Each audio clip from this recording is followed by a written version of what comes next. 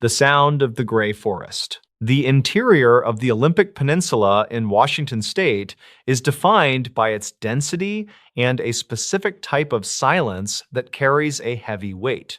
In the early 1990s, a small group of experienced forestry surveyors and environmental researchers began documenting a series of sensory anomalies in a remote drainage basin located several miles from any maintained trailheads.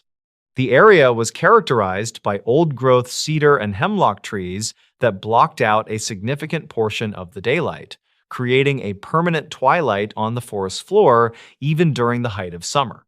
These professionals were accustomed to the isolation of the Pacific Northwest wilderness, but the reports coming out of this specific sector began to deviate from the standard challenges of fieldwork. It started with the persistent feeling of being watched from the tree line, a common psychological reaction to deep woods environments, but it quickly evolved into something more structurally organized and difficult to dismiss as mere isolation-induced anxiety.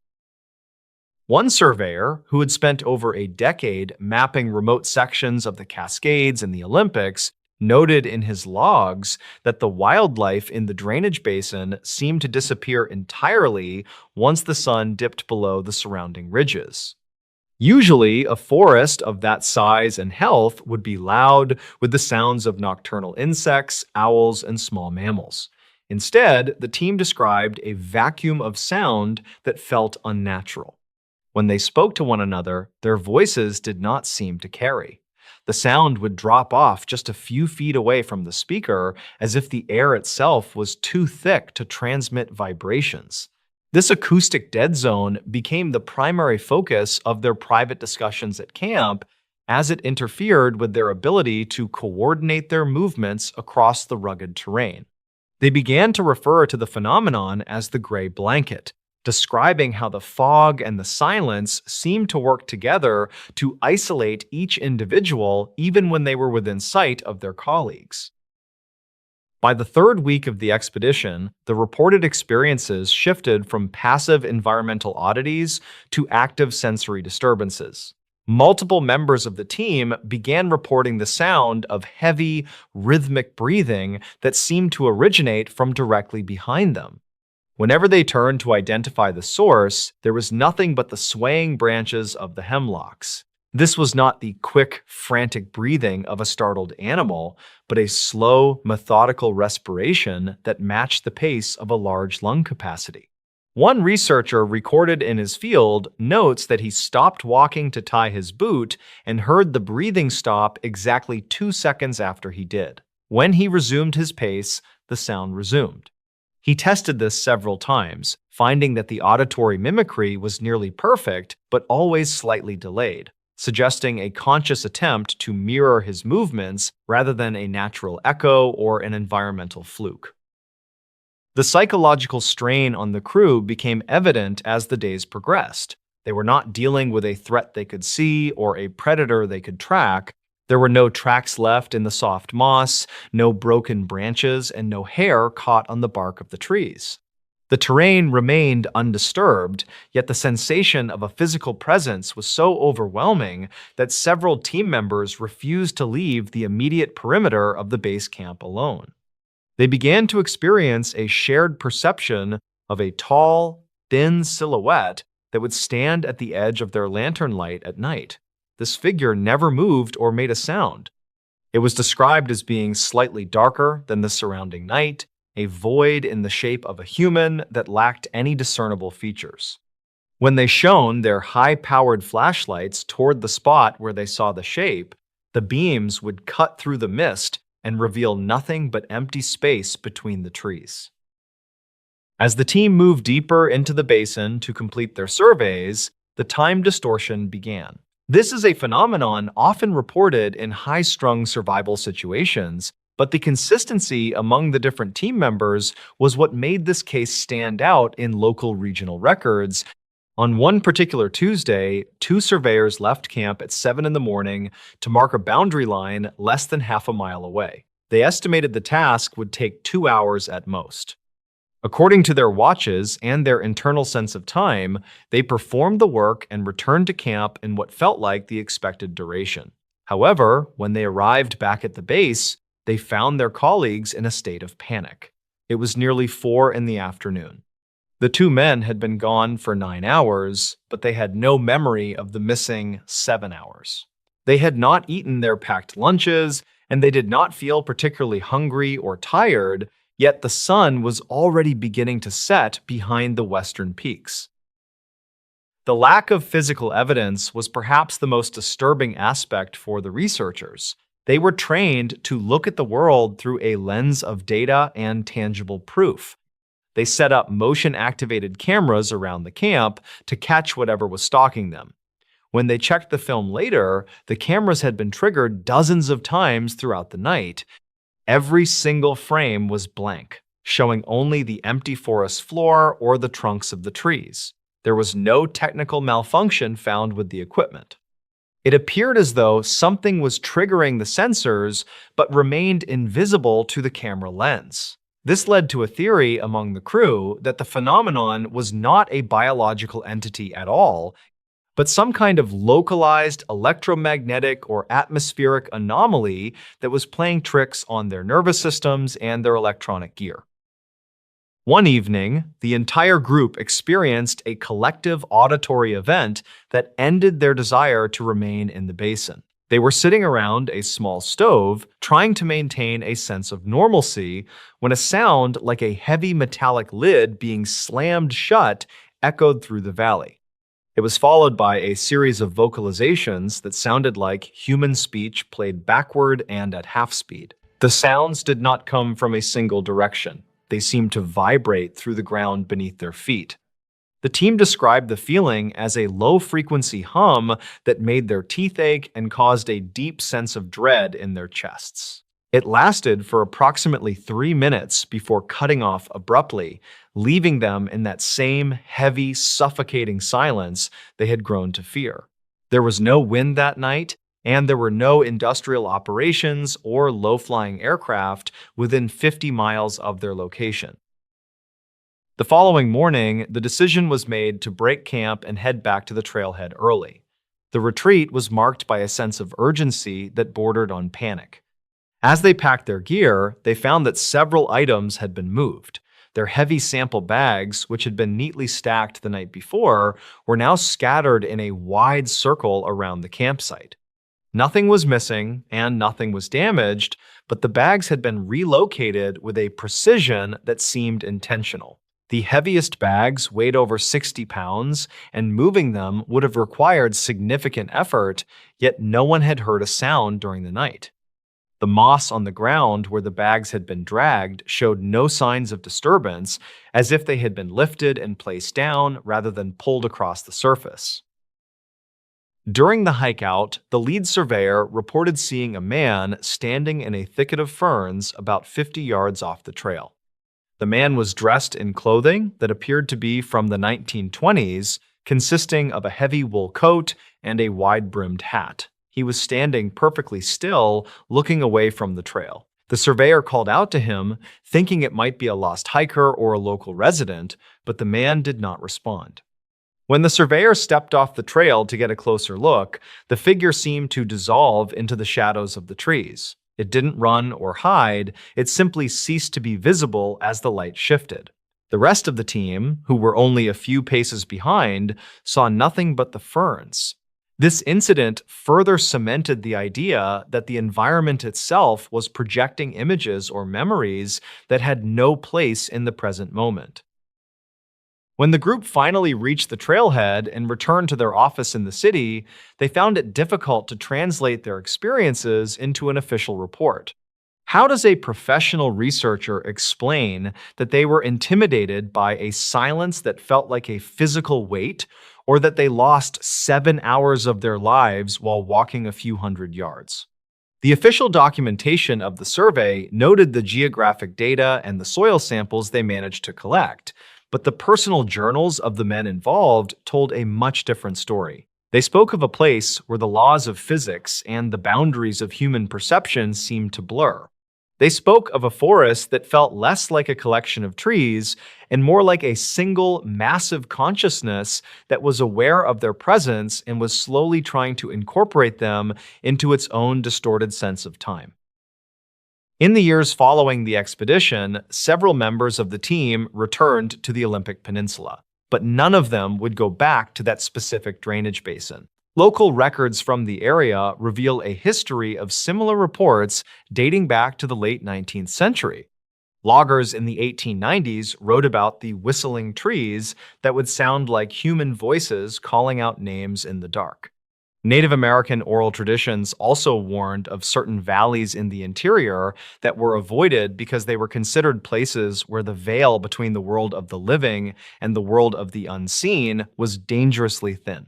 These stories were often dismissed as folklore or the results of cabin fever, but for the men who experienced the events in the 1990s, the fear was grounded in a very modern, very tangible reality. One of the most lingering effects of the encounter was the change in the team's perception of sound. Several members reported that for months after leaving the forest, they had difficulty sleeping in complete silence. They had grown so accustomed to the oppressive, artificial quiet of the basin that the normal sounds of a suburban neighborhood, the hum of a refrigerator, the distant sound of traffic felt abrasive and loud. Conversely, if they found themselves in a truly quiet room, they would start to hear that same rhythmic breathing they had heard in the woods. It was as if a part of their auditory processing had been permanently recalibrated by the environment they had stepped into. They were no longer able to trust their own ears, constantly questioning whether a sound was real or a lingering echo of the Olympic interior. The mystery of the missing time was never solved. No evidence of drug exposure, carbon monoxide poisoning, or shared delusional episodes could be found. The men were in peak physical and mental health prior to the trip. The equipment they used was calibrated and functioning correctly. The only common denominator was the location itself. Geologists have since looked into the area, noting that the specific mineral composition of the rock in that basin might create unusual magnetic variances, but nothing that would account for the level of sensory distortion reported by the witnesses. The magnetic theory also fails to explain the visual sightings or the organized movement of the heavy equipment. As the story of the survey team faded into local legend, it joined a long list of unexplained occurrences in the deep woods of the American Northwest. These are stories that don't involve monsters in the traditional sense, but rather a fundamental breakdown of what we consider to be reality. The forest remains there, a sprawling, indifferent expanse of green and gray. The drainage basin is still remote, rarely visited by anyone today. The trees continue to grow in the permanent twilight, and the silence remains as heavy as it was 30 years ago. For those who know where to look in the archives, the reports of the breathing woods and the missing hours serve as a quiet reminder that there are still pockets of the world where the human experience is not the dominant one. The psychological impact of the incident led one of the researchers to pursue a secondary career in acoustic ecology, trying to understand how soundscapes can influence human behavior and perception. He never found a perfect match for what he heard in the Olympics, but he did discover that certain low-frequency vibrations can induce feelings of paranoia and the sensation of being watched. However, he admitted that this scientific explanation didn't quite cover the visual elements or the synchronized loss of time. He remained convinced that while science could explain the symptoms, it couldn't explain the source. To him, the basin was a place where the environment was actively trying to communicate something, even if the human brain wasn't equipped to translate the message. The events are often cited in specialized circles as a classic example of an environmental haunting. Unlike a traditional haunting centered on a house or a grave, an environmental haunting is tied to the land itself. It is a recurring pattern of energy or perception that is triggered by specific conditions in the natural world. In this case, the combination of the dense canopy, the unique geography of the basin, and perhaps the specific weather patterns of the Olympic Peninsula created a perfect storm for a reality-bending experience. It suggests that our understanding of the wilderness is still very much on the surface, and that beneath the beauty of the national parks lies a layer of the world that is completely alien to us. The narrative of the Gray Forest serves as a cautionary tale for those who venture too far off the beaten path without respecting the power of the landscape. It isn't about the fear of a predator or the fear of getting lost. It is the fear of losing one's grip on the fundamental truths of existence. The men who walked into that basin were professionals who believed in maps, watches, and the reliability of their own senses. They walked out as men who understood that maps can be wrong, watches can skip hours, and senses can be manipulated by the very air they breathe. The unresolved tension of their story lies in that realization. The forest didn't attack them, it simply showed them that they didn't belong there, and that their presence was being tolerated by something much larger and much older than they could imagine. In the end, the records of the expedition were archived in a regional forestry library where they remain to this day. They are tucked between reports on soil acidity and timber yields, a strange and unsettling anomaly in a sea of dry data. Occasionally, a new researcher or a curious hiker will stumble upon the files and read about the breathing sounds and the missing hours. They might laugh it off as a joke or a product of the isolation, but if they ever find themselves in the deep interior of the Olympic Peninsula as the sun begins to set, they might find their thoughts returning to those old reports. They might find themselves listening a little more closely to the silence, and they might find themselves checking their watches a little more often, wondering if the time they are seeing is the same time the rest of the world is experiencing. The persistence of the gray blanket phenomenon suggests that these incidents are not isolated to a single decade or a single group of people. Rather, they are a part of the long-term history of the region. Every few years, a story emerges from the Olympics that mirrors the experiences of the 1990s team. A hiker reports hearing their own name called out by a voice that sounds exactly like their mother's. A camping group finds their tent moved 20 feet in the middle of the night without waking them. A photographer discovers a silhouette in the background of a shot that wasn't there when they pressed the shutter. These are the modern echoes of an ancient mystery, a set of experiences that defy classification and remain stubbornly outside the reach of conventional investigation. What makes this particular case so compelling is the lack of a definitive ending. There was no grand reveal, no confrontation, and no resolution. The team simply left, and the forest remained. This lack of closure is what keeps the story alive in the minds of those who study it. It forces us to confront the idea that some things in this world are not meant to be understood, they are simply meant to be witnessed. The Gray Forest is a place of witness, a location where the natural world performs a slow, silent drama that we can only catch glimpses of. It reminds us that for all our technology and our desire to map every inch of the planet, there are still places that remain dark, quiet, and fundamentally unknown. The surveyor who first noted the breathing sounds eventually retired to a small town on the coast, away from the heavy timber and the deep valleys. He spent his final years looking out at the ocean, an environment that he found much more honest than the forest.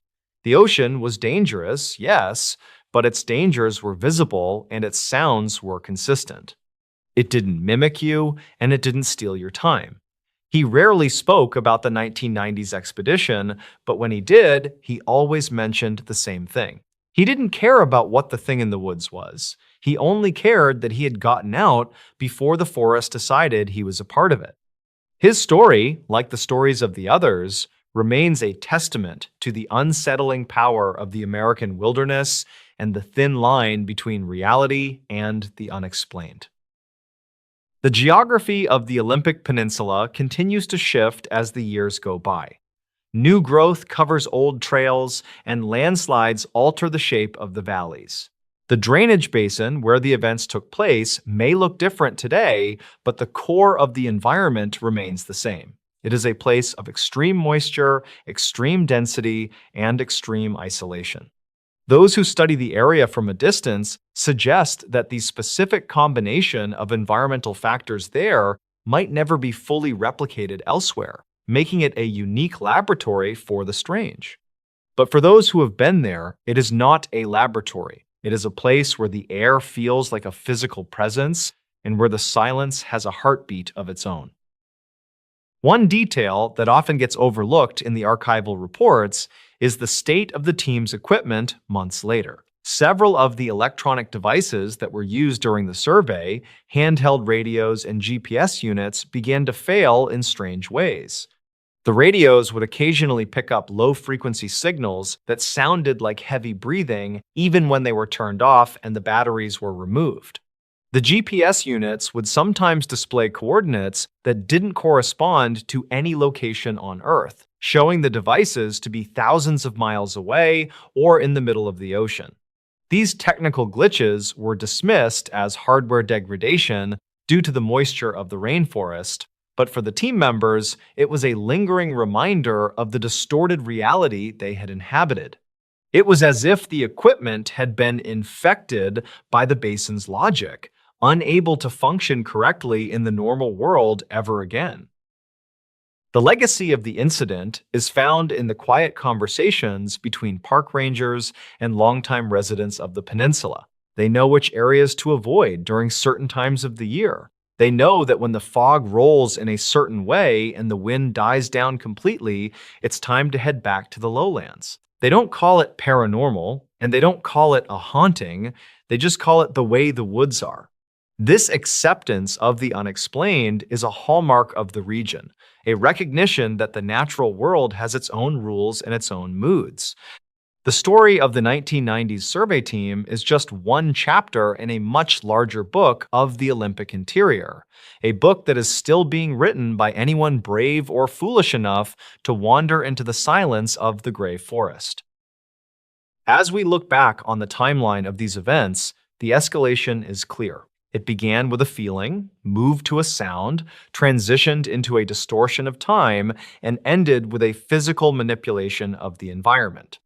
This progression suggests a process of acclimatization, as if the environment was slowly tuning itself to the frequency of the human observers. If the team had stayed another week, it is impossible to know what the next stage would have been. Would the visual sightings have become more solid? Would the missing time have stretched into days or weeks?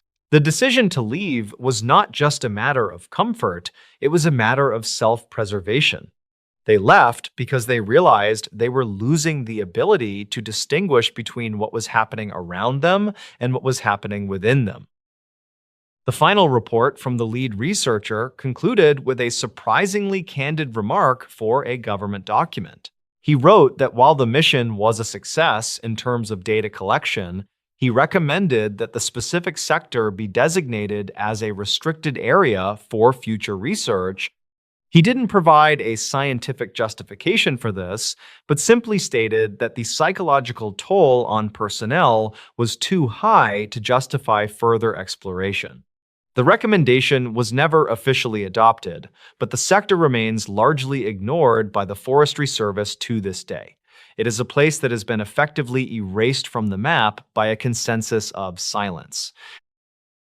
The mystery of the gray forest stands as a prominent example of how the real world can sometimes produce experiences that are more frightening than any fictional story. There are no jump scares here, no gore, and no clear villain. There is only the slow realization that the world we think we know is actually a very thin veneer over something much more complex and much more indifferent to our existence. The men of the survey team were not victims of a crime, but they were victims of a profound loss of certainty. They learned that the forest is not just a place we visit, it is a place that can visit us, changing our perception of time, sound, and reality itself. And once that change has happened, there is no going back to the way things were before. Today, the Olympic Peninsula remains a destination for millions of tourists who come to see its rugged beauty. They hike the trails, take photos of the moss-covered trees, and marvel at the scale of the landscape. Most of them never experience anything out of the ordinary. They stay on the path, they keep an eye on the time, and they return to their cars before dark. But for a few, the forest reveals its other side. They might notice the silence getting a bit too heavy, or they might hear a sound that doesn't belong. For them, the story of the 1990s survey team isn't just a piece of local history, it is a warning. It is a reminder that in the heart of the woods, there is a gray forest that is always watching, always breathing, and always waiting for someone to lose their way in its silent, timeless embrace. The details of the breathing and the silhouettes have been mirrored in other accounts across the border in Canada and further south in the Oregon wilderness, suggesting a broader phenomenon that spans the entire Pacific Northwest. Some researchers have suggested a link to infrasound produced by the interaction of wind and specific geological formations, which can cause hallucinations and physical discomfort. Others point to the possibility of unknown chemical compounds released by certain types of fungi in the deep woods.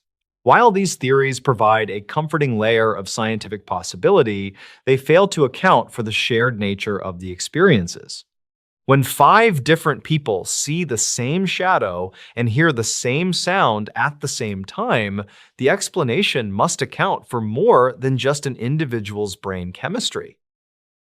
In the end, the story is left to the archives and the memories of the few who were there. It remains a definitive case of a real-world paranormal encounter that was documented by credible witnesses and never solved. It challenges our understanding of the environment and our place within it. The Olympic Peninsula is a vast and beautiful place, but it is also a place of deep shadows and unexplained silences. The next time you find yourself in the deep woods and the wind dies down and the birds stop singing, take a moment to listen.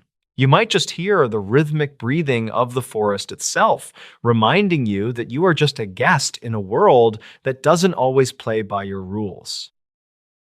The survey team members eventually moved on with their lives, but they were forever marked by those 3 weeks in the basin. One became a recluse, another changed careers entirely to work in urban planning, and the rest simply stopped going into the woods for recreation.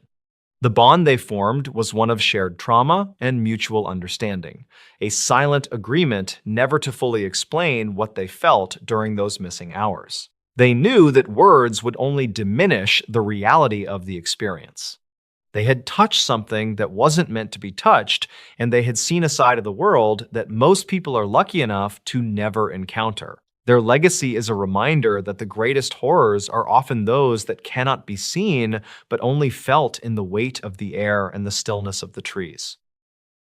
The story of the Gray Forest is not a ghost story in the traditional sense, but it is a story about the haunting power of the natural world. It is about the way a landscape can hold on to memories, or the way it can project a reality that is completely separate from our own.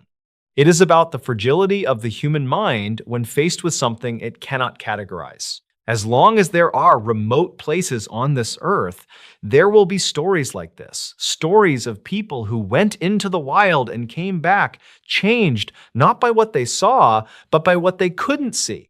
The Olympic interior remains a testament to that enduring mystery, a place where the gray blanket still falls and where the silence is never truly empty. The Fire Spook of Caledonia Mills. The winter of 1,922 inches, Antigonish County, Nova Scotia, was defined by a silence that felt heavy and suffocating to those who lived in the remote highlands. This region of eastern Canada was characterized by rolling hills, dense spruce forests, and a population of farmers who lived miles apart from one another, connected only by frozen dirt roads and a shared reliance on the land. In the community of Caledonia Mills, the isolation was particularly acute. The farms were scattered, and during the deep freeze of January, a household could go days without seeing another soul. It was in this setting of extreme seclusion and environmental hardship that the McDonald farm became the center of a series of events that would baffle local authorities, terrify the community, and leave a documented record of phenomena that resisted all conventional explanation. The farm belonged to Alexander McDonald, an elderly man known locally for his quiet demeanor and devout nature. He lived there with his wife and their adopted daughter, Mary Ellen, who was 16 years old at the time. The events that unfolded over a period of 2 weeks in January did not begin with a sudden explosion of activity, but rather with a creeping sense of unease that permeated the daily routine of the household.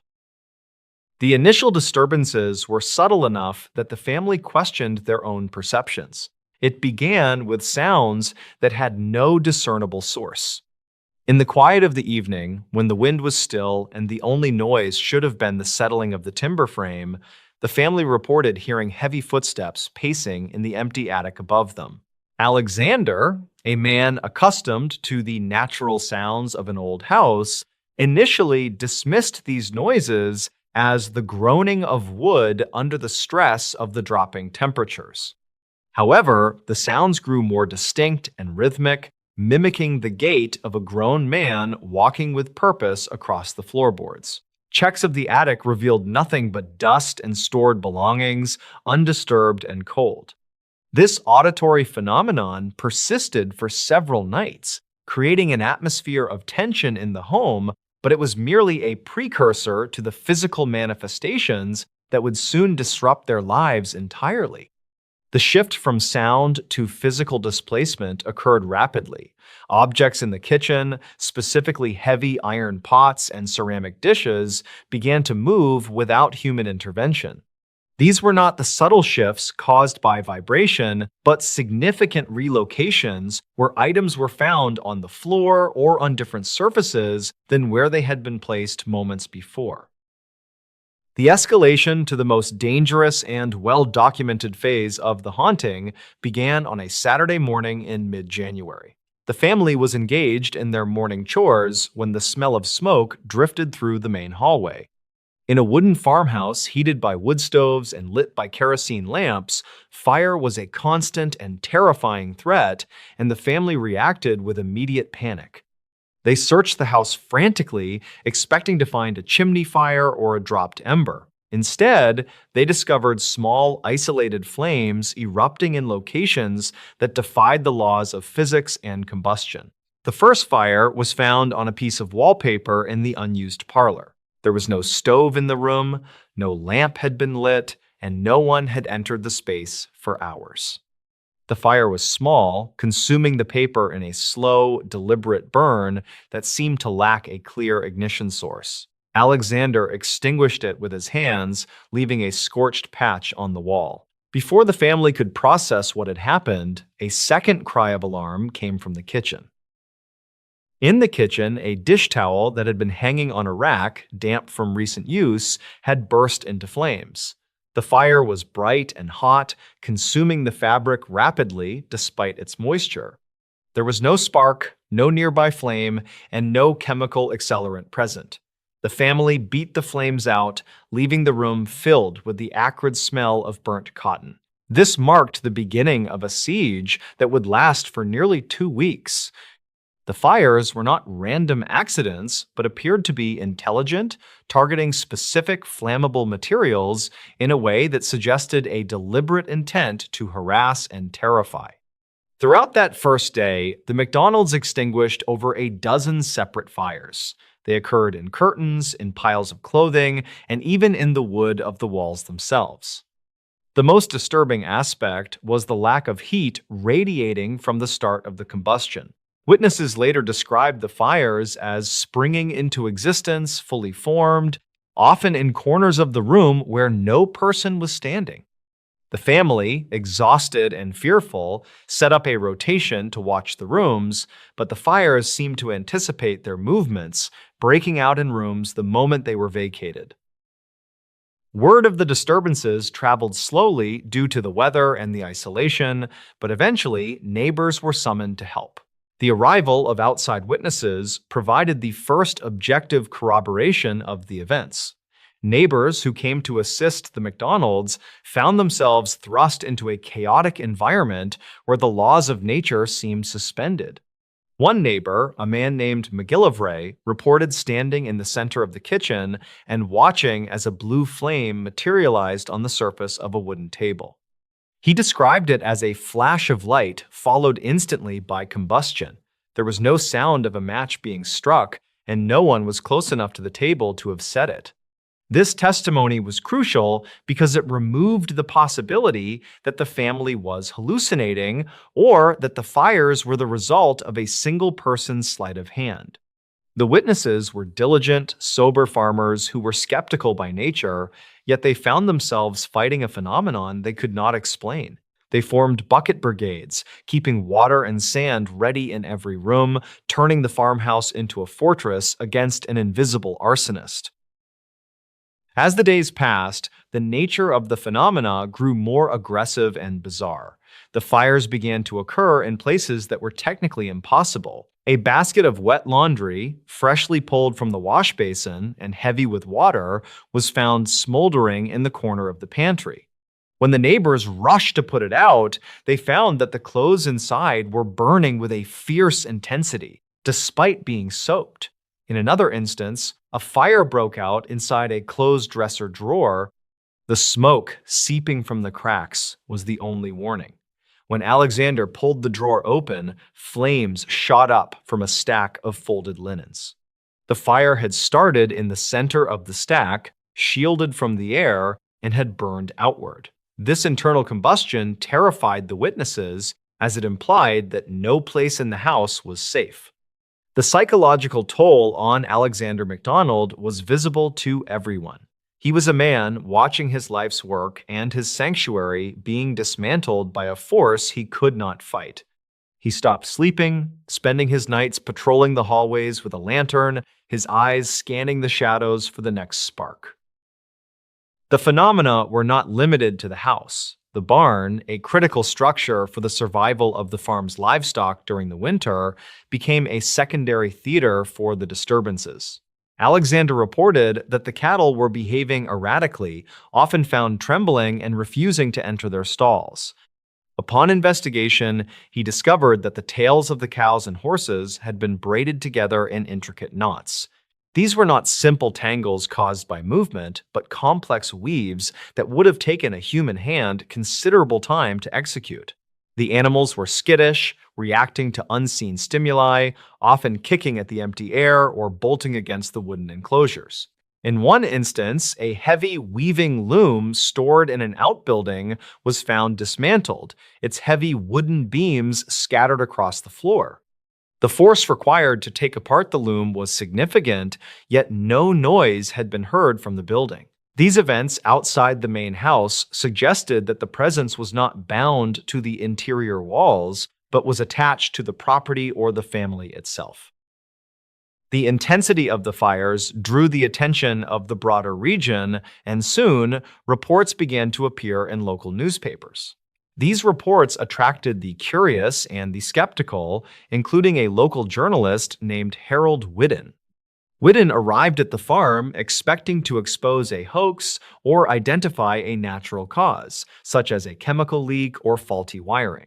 However, the farmhouse had no electricity, and the structure was simple timber and plaster. Whidden became a first-hand witness to the events he had come to investigate.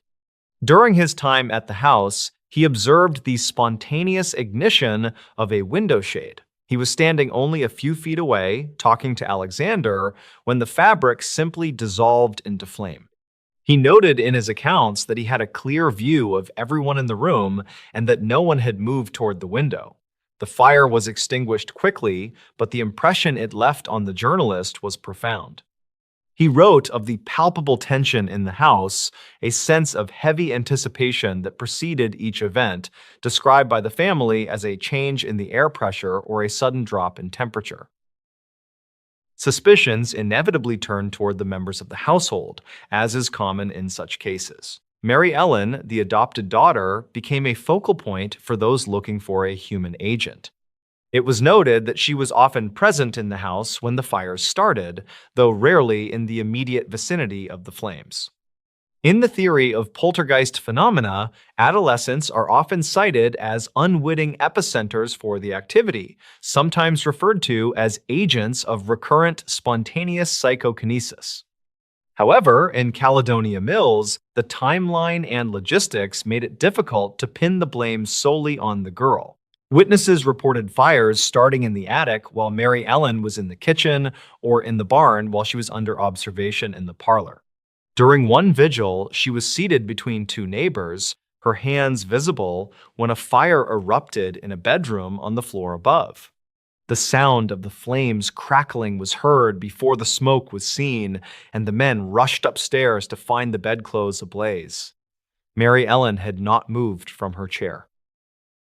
The situation at the farm became untenable as the physical danger increased. The sheer number of fires, totaling nearly 40 distinct ignitions over the 2-week period, meant that the structure was constantly at risk of burning to the ground with the family inside.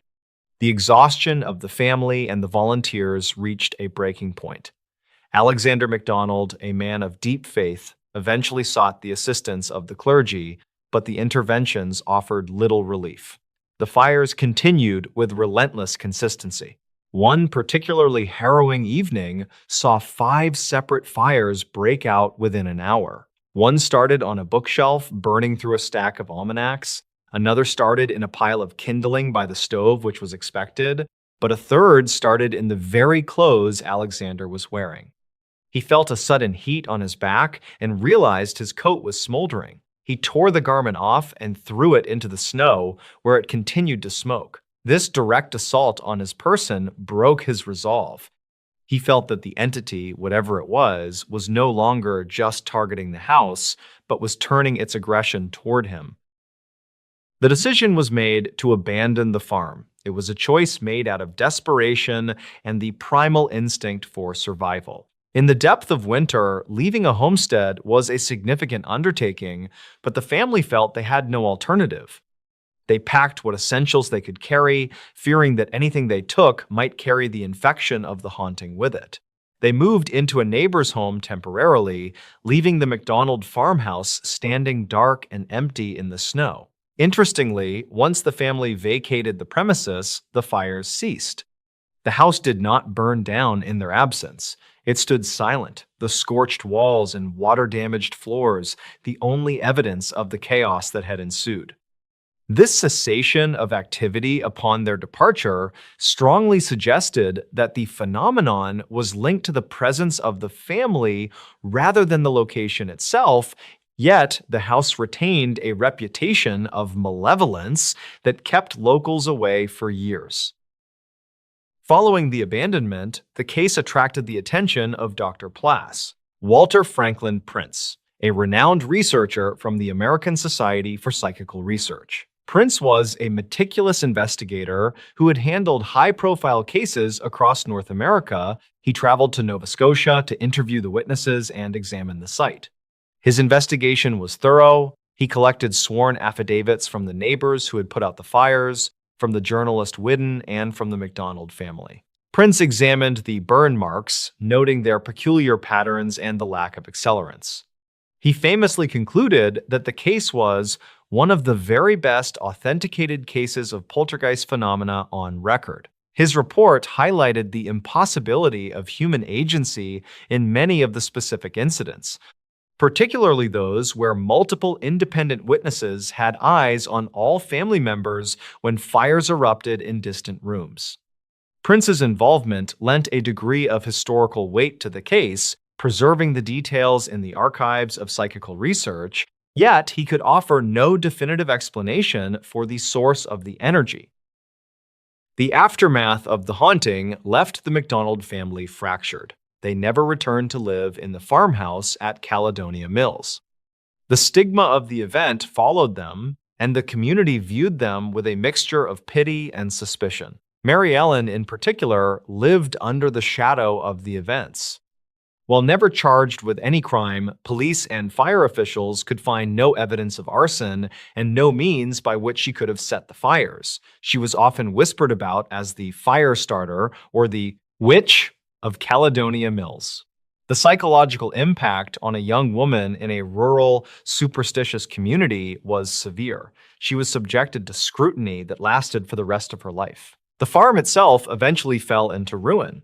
For decades, the shell of the house remained standing, a local curiosity that teenagers would dare each other to approach, but few would enter.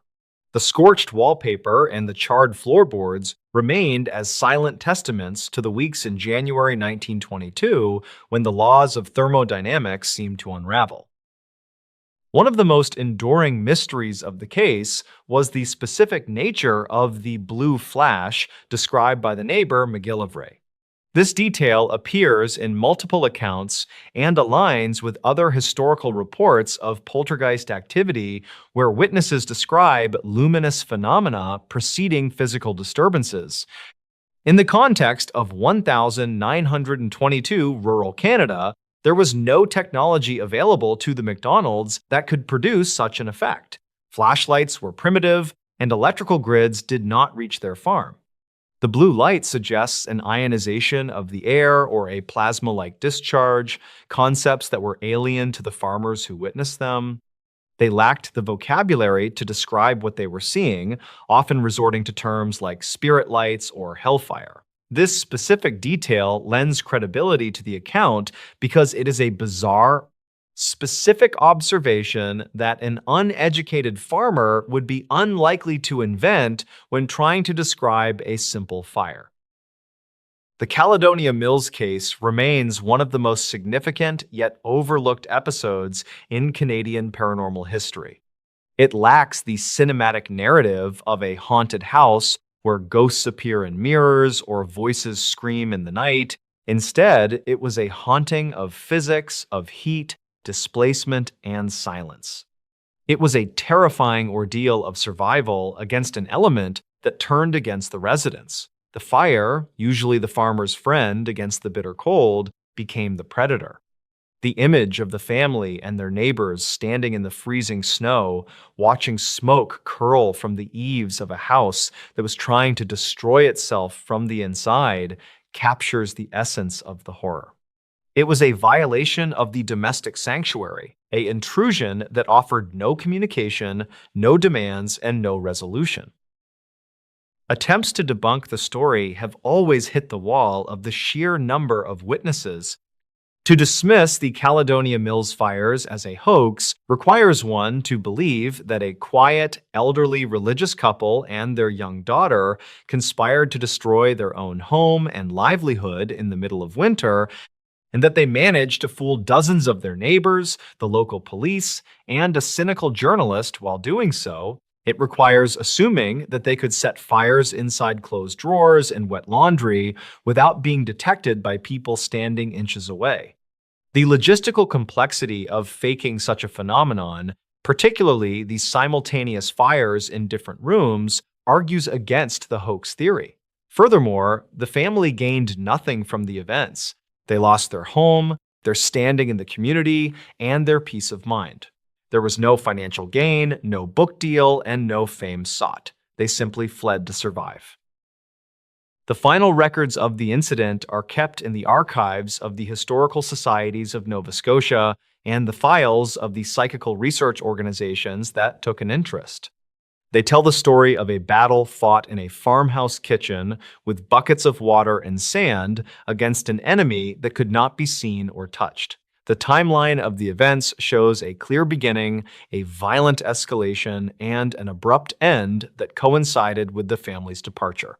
This pattern is consistent with the profile of poltergeist activity, which is often transient and person-centered. However, for the people of Caledonia Mills, it was not a scientific anomaly, but a terrifying reality. The story passed down through generations is not one of ghosts in sheets, but of the smell of burning wool, the biting cold of the January night, and the fear of the next blue flash. Even today, the location where the farm stood holds a certain notoriety in the local folklore. The forest has largely reclaimed the land, and the physical evidence has rotted away into the earth. But the accounts remain written in the sober, straightforward language of the 1920s rural population. These were people who understood the dangers of fire intimately, who knew how wood burned and how smoke moved. Their insistence that these fires were unnatural carries a weight that is hard to dismiss. They did not use the language of the supernatural lightly. When they said a fire started from nothing, they meant that they had exhausted every natural possibility and found the void staring back at them. The fire spook of Caledonia Mills stands as a testament to the strange and terrifying possibilities that exist on the fringes of the known world, in the quiet, dark places where isolation allows the impossible to take root. The unseen presence at Point Lookout. The coastline along the northern tip of Stradbroke Island remains a place where the landscape often dictates the mood of those who traverse it. In the early 1950s, the area around Point Lookout was far more isolated than it is today, consisting mostly of rugged cliffs, dense scrub, and a few scattered dwellings that braved the salt spray and the isolation. Local families and visiting fishermen often spoke of the peculiar atmosphere that settled over the headlands when the sea mist rolled in, obscuring the horizon and muffling the sound of the crashing waves. It was during this period that a series of documented reports began to emerge regarding a specific stretch of the coastal path, where multiple individuals claimed to have encountered a presence that defied standard explanation. These witnesses were not looking for ghost stories. They were workers, locals, and travelers who found themselves caught in moments of profound, inexplicable dread. The first significant account involved a local surveyor named Thomas who was tasked with mapping the terrain near the North Gorge. It was a clear afternoon with high visibility, yet as Thomas worked near the edge of the cliffs, he reported a sudden and localized drop in temperature that felt entirely out of step with the subtropical climate. He described a sensation of being watched from the thickets of banksia trees that lined the ridge. When he turned to look, he saw nothing but the swaying branches, but the feeling of a heavy, breathing presence just behind his shoulder became so overwhelming that he was forced to stop his work. He later told acquaintances that it wasn't just a feeling of being observed, but a physical weight in the air that made it difficult to move his limbs with their usual coordination. He left his equipment and returned to the main settlement, refusing to go back to that specific coordinate until the following morning. As the weeks progressed, other reports began to filter through the small community. A group of fishermen who had set up camp near the same area reported a night of broken sleep and mounting anxiety. They claimed that while the fire was burning bright, the shadows cast against the rocks didn't seem to move in sync with the flames. One man specifically noted that a shadow appeared to detach itself from the rock face and stand motionless at the edge of their campsite. There was no sound of footsteps on the dry leaves and no rustle of clothing, yet every man in the group felt an instinctive urge to remain silent and still. They didn't speak to each other until the sun rose, at which point they discovered that none of them had actually seen a physical person, yet all of them had perceived the exact same dark shape standing in the same spot for nearly 4 hours. The phenomenon wasn't limited to nighttime encounters. A woman named Elizabeth, who lived in one of the few permanent cottages on the island, reported an incident during a midday walk along the cliffs. She was familiar with the local wildlife and the sounds of the bush, but on this particular day, she noted that all bird calls and insect noises suddenly ceased. The silence was so absolute it felt unnatural. As she continued along the path, she saw a figure dressed in dark, heavy clothing standing near the cliff edge. Thinking it was a hiker in distress, she called out to offer assistance. The figure did not turn or acknowledge her. As she approached within 20 feet, the figure seemed to blur at the edges, losing its definition against the blue of the ocean behind it. Elizabeth stopped in her tracks when she realized that she could see the horizon line directly through the torso of the individual. Within seconds, the shape dissipated like smoke, and the sound of the wind and birds returned instantly, as if a vacuum had been lifted. These incidents began to create a sense of unease among the residents of Point Lookout, leading some to look into the history of the land. There were no records of recent disappearances or violent crimes in that specific area that could provide a logical basis for a haunting. Instead, the report suggested a recurring environmental glitch or a residual presence that had no interest in communicating with the living. The witnesses often described a sense of profound sadness or ancient indifference emanating from the phenomenon. It wasn't an aggressive haunting in the traditional sense, but rather a series of intrusions by something that didn't belong to the current timeline. Some suggested that the unique geological composition of the island, with its massive sand dunes and underground freshwater aquifers, might be responsible for some kind of natural recording of past events, though this was purely speculative. By the mid-1950s, the frequency of these reports increased. A delivery driver who frequently moved supplies to the lighthouse keepers reported a strange distortion of time while driving the coastal track. He claimed he left the settlement at his usual time, a trip that normally took 20 minutes. He remembered seeing a tall, dark figure standing in the middle of the road near the North Gorge. He braked hard, expecting a collision, but the figure was gone before his truck came to a complete stop. When he checked his watch, upon arriving at the lighthouse, nearly 2 hours had passed that he could not account for. He had no memory of anything other than the figure in the road and the sudden realization that the sun was much lower in the sky than it should have been.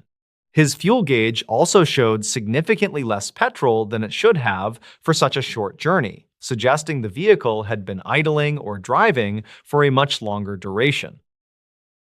The local authorities were eventually notified of these recurring complaints, though there was little they could do.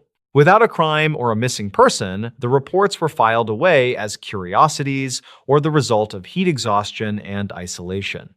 However, the consistency of the descriptions provided by unrelated witnesses was difficult to ignore. Almost everyone mentioned the same dark, heavy clothing, the same blurring of edges, and the same paralyzing sense of dread that preceded the sighting. One constable who took a statement from a distraught camper noted that the witness seemed genuinely traumatized, not by what the figure did, but by the sheer wrongness of its presence. The camper had described the figure as having no face, just a smooth, dark surface where features should be, which seemed to absorb the light around it. In 1957, a visiting researcher from the mainland who was interested in coastal erosion spent several nights camping near the site of the most frequent sightings. He kept a meticulous log of weather conditions, tide levels, and any unusual occurrences. On his third night, his notes became increasingly erratic. He wrote about a rhythmic thumping sound that seemed to come from beneath the ground, followed by the sensation of the air becoming thick and difficult to breathe. He described seeing a series of lights moving across the water that did not correspond to any known shipping lanes or aircraft. Most tellingly, he recorded an experience where he felt his own perception of his surroundings begin to fracture. He wrote that the cliffs looked like they were made of glass, and he could see figures moving deep within the stone. He left the island the next day, leaving his research unfinished and refusing to discuss his notes in detail with anyone. The phenomenon at Point Lookout never reached a definitive conclusion or a dramatic climax.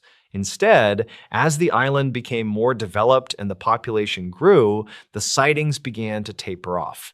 The construction of newer roads and the clearing of some of the denser scrub may have altered the environment in a way that disrupted whatever conditions allowed these experiences to occur. By the 1970s, the stories had largely transitioned into local folklore, told to tourists around campfires, but rarely experienced with the same intensity as they were in the 1950s.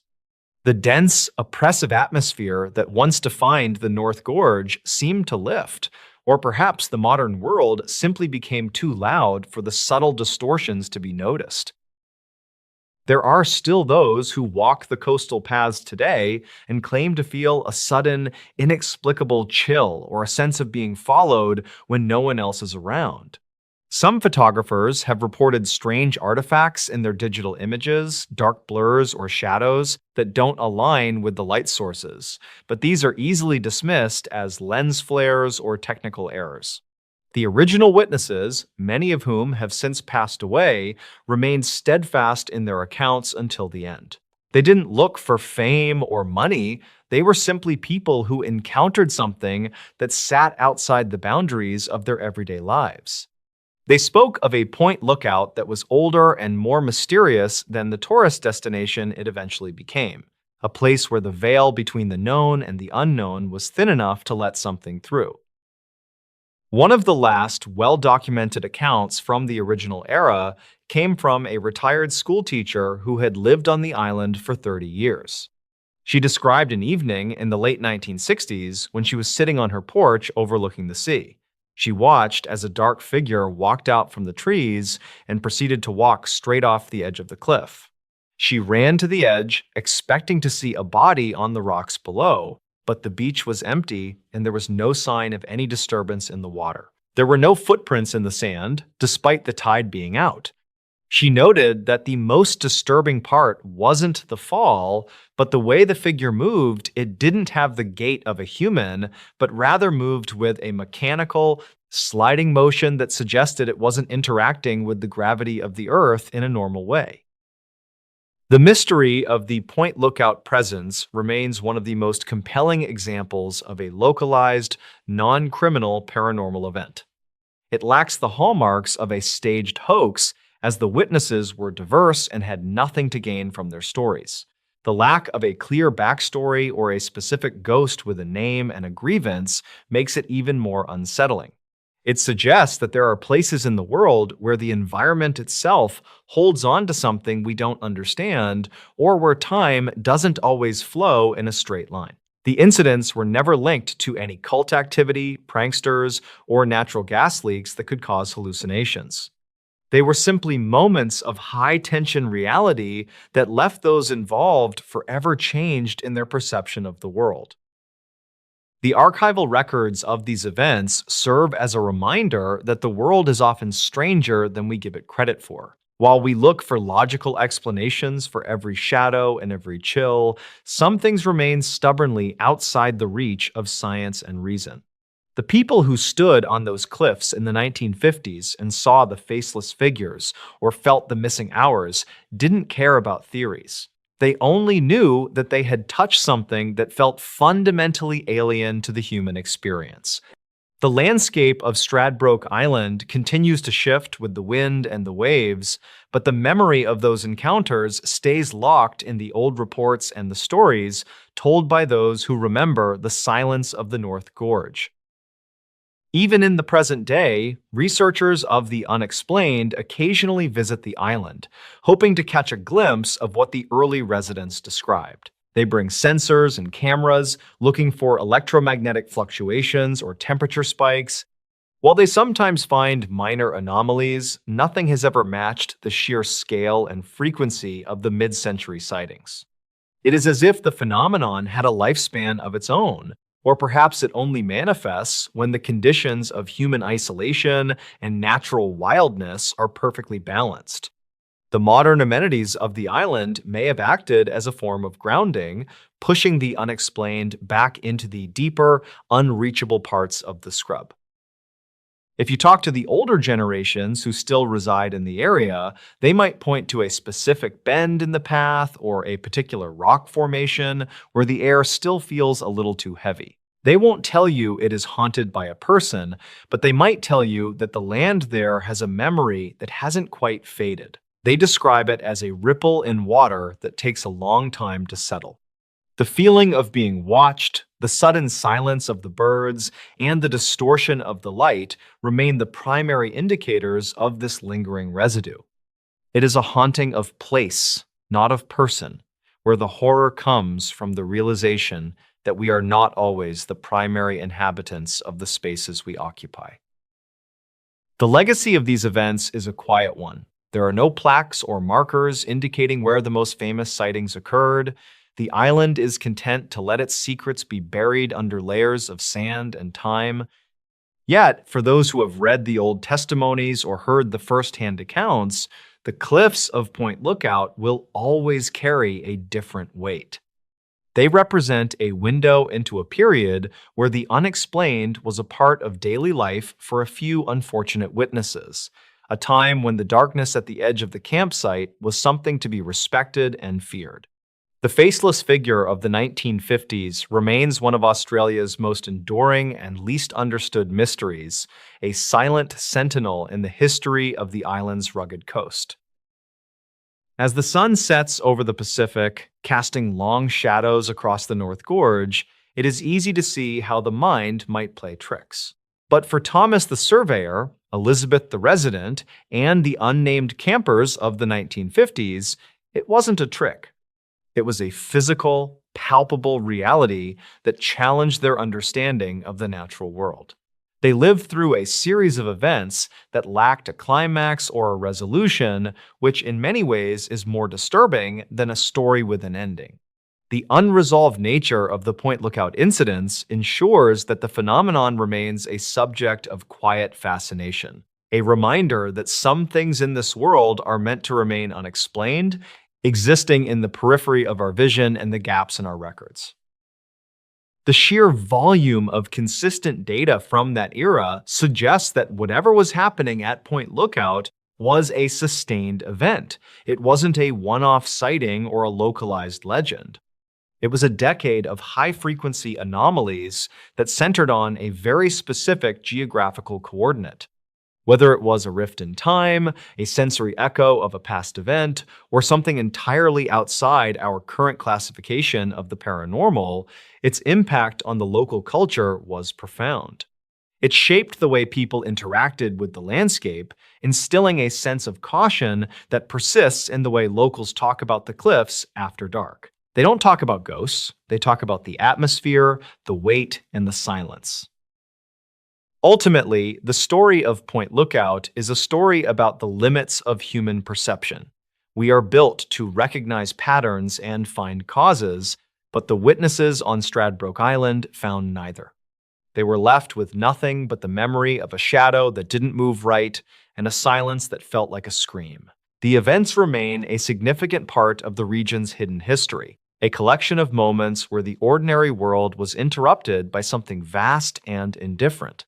The fact that it stopped, or at least faded from view, provides little comfort to those who know the details of the reports.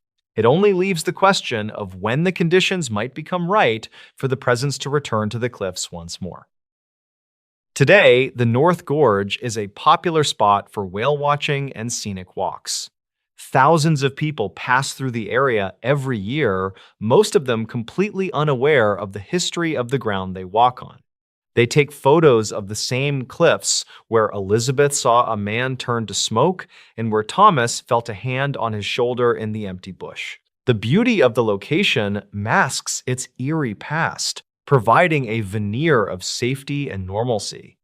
But for the researcher who digs through the old archives, or the local who listens to the stories of their grandparents, the beauty of Point Lookout is always tempered by the knowledge of what might be standing just out of sight, waiting for the mist to roll in and the birds to go silent. The persistence of the Point Lookout reports, even in their diminished modern form, highlights the human need to document the strange. Even when there is no logical framework to support what is being seen, the act of reporting it becomes a way to process the trauma of the unexplained. The 1950s accounts were recorded with a clinical, matter-of-fact tone that makes them even more chilling. These weren't people prone to flights of fancy. They were practical, hard-working individuals who were confronted with something that simply should not have been there. Their testimonies stand as a collective witness to a decade of strangeness that defined a generation's relationship with the island. In the end, we are left with a series of questions that may never be answered. Was there a specific event in the distant past that triggered these manifestations? Is there something about the magnetic field of the island that creates sensory distortions? Or is it possible that certain places on Earth act as crossroads for things we cannot see? The Point Lookout presence remains an enigma, a shadow on the history of the Australian coast that refuses to be fully explained or forgotten. It serves as a stark reminder that even in a world mapped and explored, there are still pockets of the unknown that wait for a solitary walker to turn a corner and find themselves in a silence that shouldn't exist. The narrative of this coastal mystery is built on the quietest details, the sound of a footfall that isn't there, the sight of a horizon through a human shape, and the feeling of hours slipping away like water. These are the elements that stayed with the witnesses for the rest of their lives. They didn't tell stories of monsters, they told stories of a world that briefly stopped making sense. And as the waves continue to batter the rocks at the North Gorge, the island holds on to those moments, keeping them safe in the salt air and the shifting sands, a permanent part of the landscape that most will never see, but some will never forget. The final records from the late 1950s show a community that had grown weary of the strangeness. The reports became shorter, less detailed, as if the people had accepted the presence as just another hazard of the island, like the riptides or the summer storms. This normalization of the paranormal is perhaps the most interesting aspect of the case. It suggests that humans can adapt to almost anything, even the presence of a faceless figure standing on a cliff edge. The mystery didn't go away because it was solved. It went away because the world moved on, leaving the shadows of Point Lookout to find their own peace in the isolation of the coast. As we look back at the documented history of this period, the consistency across the decades remains the most striking feature. From the first surveyor in the early 50s to the retired teacher in the late 60s, the descriptions of the figure and the environmental changes remained virtually identical. This suggests a stable phenomenon rather than a series of disconnected hallucinations. It was a singular, recurring event that focused its energy on a specific patch of Earth. While we may never know what it was, the records provide a clear and unsettling picture of what it felt like to encounter it. Point Lookout remains a place of great natural beauty, but for those who know its history, that beauty will always be shadowed by the memory of the presence that once claimed the cliffs as its own. The story concludes not with a revelation, but with the same ambiguity that defined the events themselves. The presence at Point Lookout didn't leave a message or a warning. It didn't change the course of history or reveal great truths. It simply existed, a brief and terrifying intersection between the known and the unknown.